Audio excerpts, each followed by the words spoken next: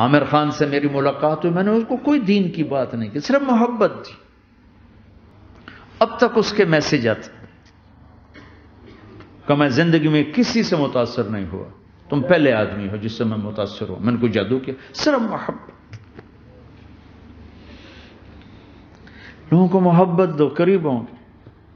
میں جب گیا بڑی مشکل سے اللہ نے، ملاقات کا کوئی راستہ ہی نہیں تھا، وہ مجھے نہیں جانتا تھا، میں اسے نہیں جانتا تھا، تو کوئی موقع نہیں مل رہا تھا ملاقات کا.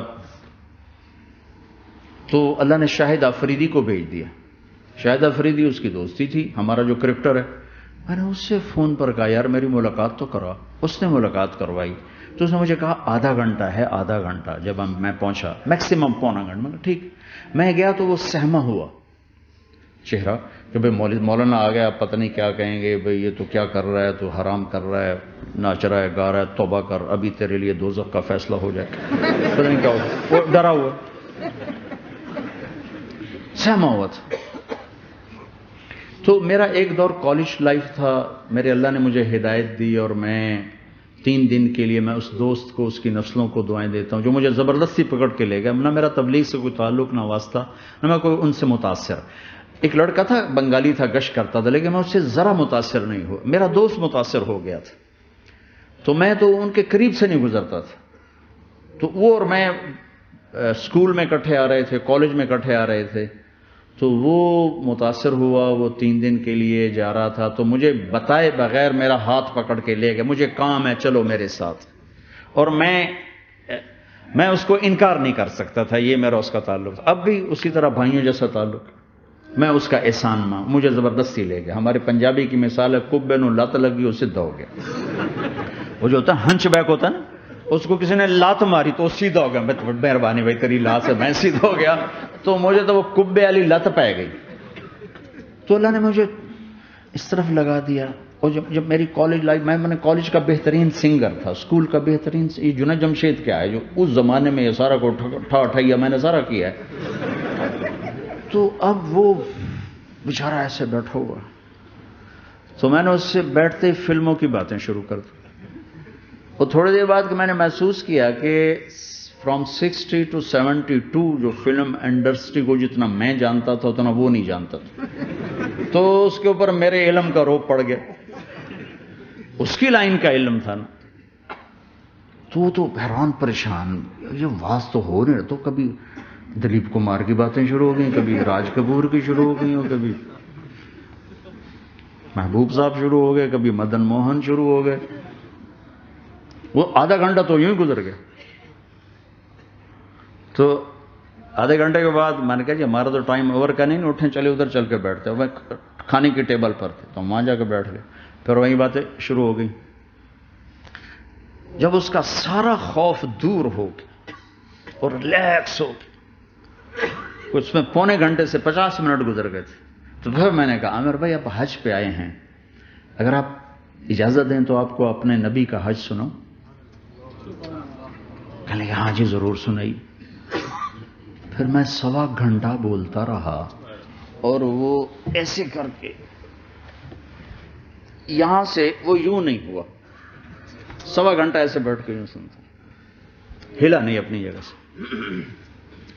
لوگ محبت کے بھوکے ہیں، تم فتوے دینا شروع کر دیتے. 2 گھنٹے کی ملاقات کے بعد جب ہم نکلے تو نیچے تک چھوڑنے آیا عامر خان. حج کے بعد میں نے کہا ایک ملاقات اور ہو جائے گا، ضرور ہوگی. پھر اس کا میسج آیا کہ میں مدینے چلا گیا ہوں، معذرت چاہتا ہوں. میں نے کہا میں مدینے آ جاؤں گا. میں مدینے پہلے ہو آیا تھا حج سے پہلے. تو اس نے کہا کہ آپ 14 تاریخ کو آ جائیں، 4 سے 6 کا ٹائم میں نے آپ کے لیے رکھا ہے. تو میں جنید اور ایک اور ساتھی ہم دوبارہ وہاں چلے گئے. 4 بجے 4:15 ہم اس کے ساتھ ہماری سٹنگ شروع ہوئی. 4:15 سے 10:15 تک 6 گھنٹے مسلسل. اور اس کے ماتھے پہ ذرا نشان نہیں آیا کہ میں بور ہو رہا ہوں. اور اس کے بعد ہم اٹھے، اس کا جی نہیں چاہ رہا تھا کہ ہم اٹھ کے چلے جائیں. محبت. پھر ایک امتحان پڑ گیا. میں اجتماع میں تھا رائمنڈ کے پچھلے سال. اس کا میسج آ گیا میری فلم تلاش آ رہی، اس کی کامیابی کی دعا کرو. میں لے بھی اے چنگی بڑی. میں نے کہا اب کیا کروں؟ جواب دینا بھی ضروری، دعا بھی نہیں ہو سکتی، کیا کروں؟ تو جب وہ میسیج آیا تو میرے سامنے کوئی 10-12 علماء بیٹھے تھے. میں نے کہا بھائی یہ میسیج ہے، اس کا جواب دو. کہا جی یہ ہمارا فیلڈ نہیں تمہارا ہے، تو ہی جواب دے. میں سارا دن سوچتا رہا، مجھے کوئی جواب سمجھ میں نہیں آیا کہ جان بھی بچ جائے، جواب بھی چلا جائے. پھر اگلا دن بھی گزر گیا، مجھے کچھ سمجھ میں نہیں آیا. میں عصر کا وضو کر رہا تھا، ایک دم اللہ نے ایک مضمون دل میں ڈالا. تو میں نے فوراً بیٹھ کے اس کو میسیج کیا کہ عامر بھائی جو کریٹیو ہوتا ہے نا ذہن، یہ اللہ کسی کسی کو دیتا ہے. تخلیقی ذہن یہ اللہ تعالیٰ کسی کسی کو دیتا ہے، ہر ایک کو نہیں دیتا. اور یہ اللہ کی بہت بڑی عطا ہوتی ہے. اور میں نے تمہارے ساتھ جو وقت گزارا اس میں نے دیکھا کہ اللہ نے تمہیں تخلیقی ذہن دیا ہے، تم کریٹر ہو. اور جو لوگ اس ٹائپ کے ہوتے ہیں وہ کامیابی ناکامی کی پرواہ نہیں کرتے، وہ اپنے کام سے کام رکھتے ہیں. آپ کا بھائی تو فوراً اس کا میسیج آیا، آپ ٹھیک کہہ رہے ہیں، آپ ٹھیک کہہ رہے ہیں. بات ہو گئی. پھر میں تھا ہانگ کانگ، میں نے وہاں سے اس کو میسیج کیا. دیکھو کسی مصروف آدمی کو براہ راست فون نہ کیا کرو، میسیج کیا کرو کہ میں آپ کو فون کر سکتا ہوں، چونکہ میں اس کا بہت ستایا ہوا، بہت ستایا.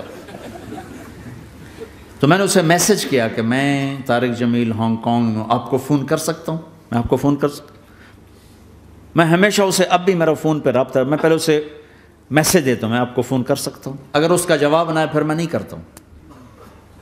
کبھی وہ خود کر لیتا ہے، کبھی وہ میسیج دے دیتا ہے کال کر لیں. تو تھوڑی دیر بعد اس کا فون آ گیا کیونکہ میں اس وقت دلی میں ہوں، کانفرنس میں تھا. تو میں نے آپ کا میسیج دیکھا تھا، میں اٹھ کے باہر آ گیا ہوں، ابھی آپ سے بات کر کے پھر میں جاؤں گا. تو اسے باتیں کرتے کرتے کہنے لگا آپ کی دعا سے میری فلم کامیاب ہو گئی. میں کہا یا اللہ میں کوئی نہیں کیتی تینوں.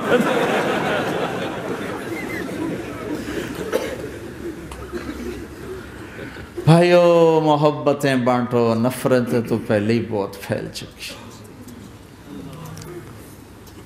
نشہ پلا کے گرانا تو سب کو آتا ہے، مزہ تو تب ہے کہ گرتے کو تھام لے ساتھ.